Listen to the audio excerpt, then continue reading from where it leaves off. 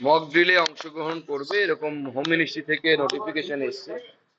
আমরাও ভারতীয় জনতা পার্টির তরফ থেকে আমাদের কর্মীদেরকে বলেছি যে এই মক ড্রিলে আমরা অংশগ্রহণ করব এবং আমার মনে হয় দেশের স্বার্থে আমাদের সকলকে যে কেন্দ্রীয় সরকারের তরফ থেকে এই যে সার্কুলার দেওয়া হয়েছে তা ডিস্ট্রিক্ট অর্থাৎ জেলা প্রশাসন তারাও সেটাকে সামনের দিকে নিয়ে যাবে, জনগণের কাছে নিয়ে যাবে এবং যা যা নিয়ম কানুন আছে মক ড্রিলে সেগুলো পালন করা হবে। 71-এর স্মৃতি কি আবার ফিরে আসছে?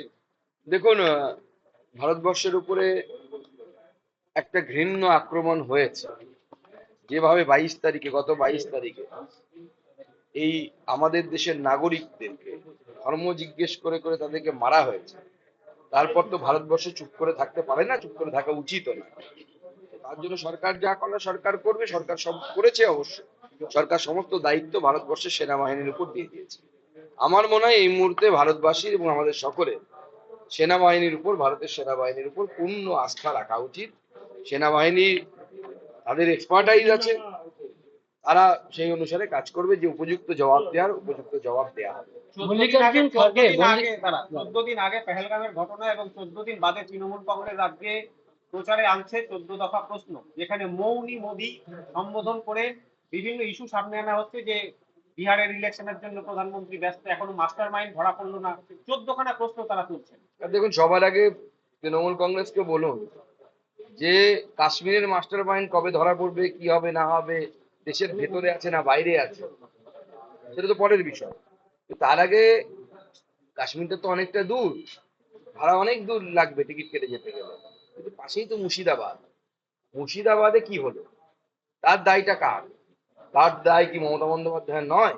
হরগোবিন্দর দাস এবং চন্দন দাসের বডি পড়ে থাকলো 4 ঘন্টা রক্ত স্নাত হয়ে, সেই ভিডিও আপনাদের সবার কাছে আছে, কিন্তু আমরা দেখাতে পারছি না।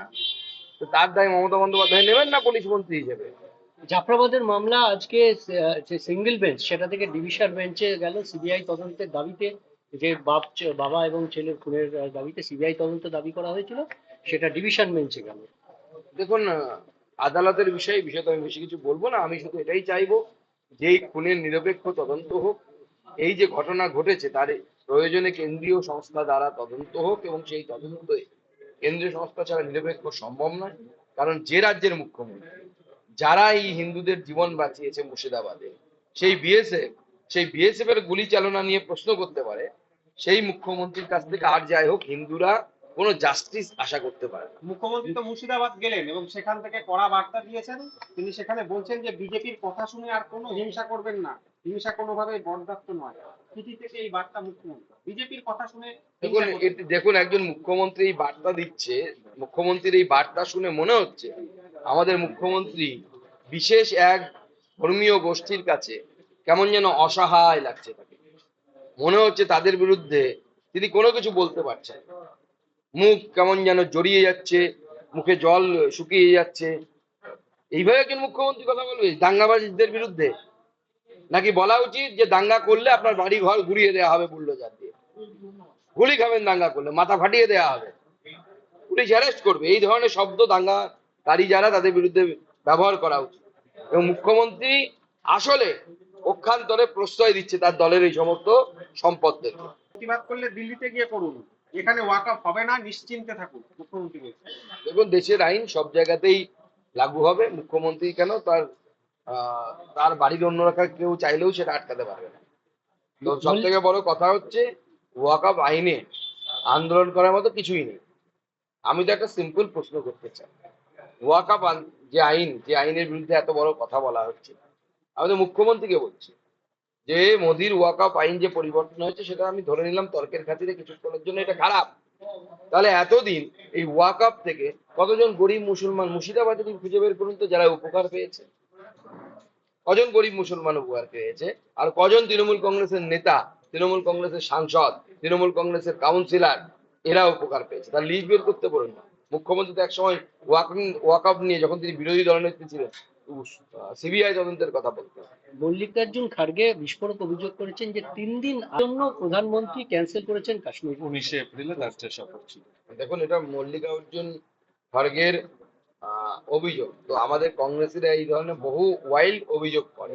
শুধু এটুকুই বলবো মাথায় রাখতে, আমাদের এই কংগ্রেসি নেতাদের বক্তব্য এবং তাদের নানা মতামত পাকিস্তান ডোসিয়ারে ইউনাইটেড নেশনে জমা দেয়।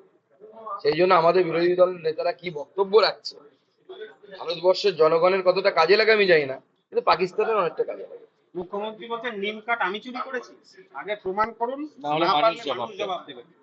দেখুন, এখন এই নিমকার জগন্নাথ মন্দির এসব করে মুখ্যমন্ত্রীর উদ্দেশ্য একটাই, সেটা হচ্ছে 26,000 চাকরি চুরি এবং তার সাথে এই যে মুর্শিদাবাদে যে হত্যাকাণ্ড ঘটলো, হিন্দুদের বাড়িঘর ভাঙা হলো, এই থেকে চোখ ঘোরানো, মানুষকে বোকা বানানো, আরবিতে যাকে আল তাকিয়া বলে, সেটাই মুখ্যমন্ত্রী করার চেষ্টা করে।